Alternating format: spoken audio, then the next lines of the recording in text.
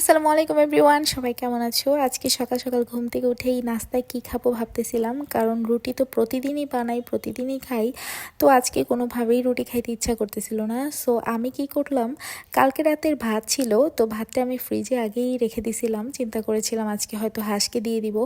তো ওইটা দিয়েই আজকে চিন্তা করতেছি যে আমি ডিম দিয়ে মা যেরকম ছোটবেলায় ভাত ভেজে দিত ওই রকম করে আমি ভাত ভেজে খাবো। প্রথমেই আমি ফুলকপি, কাঁচামরিচ, পেঁয়াজ এগুলো কেটে নিছিলাম। তারপরে হচ্ছে তেলের মধ্যে কাঁচামরিচ, পেঁয়াজ এগুলো দিয়ে তারপরে ডিমটা পাশে দিয়ে ভেঙে নিছিলাম তেলের মধ্যে। তারপর একটু হলুদের গুঁড়া দিয়ে দিছিলাম, আর ঝাল যদি কেউ খাও একটু গুঁড়ামরিচ দিয়ে দিও। আর আমি একটু গুঁড়ামরিচ দিছি, যদিও মা আমাকে কখনো গুঁড়ামরিচ দিয়ে খাওয়াতো না। তো এরপরে কিন্তু ওগুলো একটু ভাজা ভাজা হওয়ার পরেই আমি ভাতগুলো দিয়ে দিছিলাম।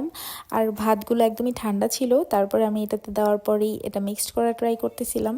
আর লবণ দিয়ে দিছিলাম পরিমাণ মতো। তোমরা ভাতে যেরকম লবণ খাও সেরকমই লবণ দিয়ে দিবা। করি সকাল সকাল এই নাস্তাটাই আমার খেতে ইচ্ছা করতেছিল। আর তোমাদের ভাইয়া তো আজকে এটা খেয়ে অনেক বেশি মজা পেয়েছে। আমি কিন্তু অনেক অল্প পরিমাণে খাই, এর জন্য কিন্তু এইটুকু ভাত আমরা তিনজনই খেয়েছি। আমি, তোমাদের ভাইয়া আর আমার শাশুড়ি।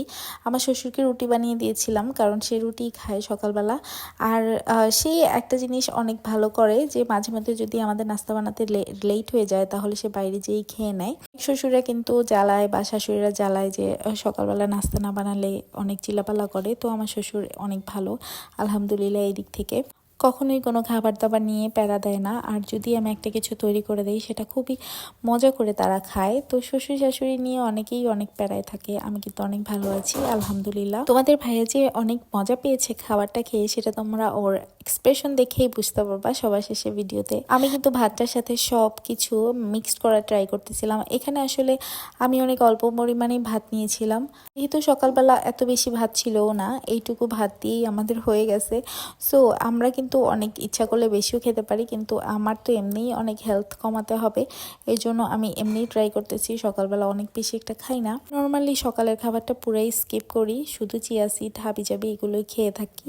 শুধু দুপুরবেলা লাঞ্চ করি ভরপুর, তারপর সন্ধ্যায় হালকা পাতলা খেয়ে একদমই স্টপ করে দিই খাবারটা। তো তোমরা যারা ডায়েট করতে চাও তারা কিন্তু এভাবেই খাবার কন্ট্রোল করতে পারো, কিন্তু পুষ্টিকর খাবার খেতে হবে, দিনে একটা ডিম খেতে হবে এই আর কি।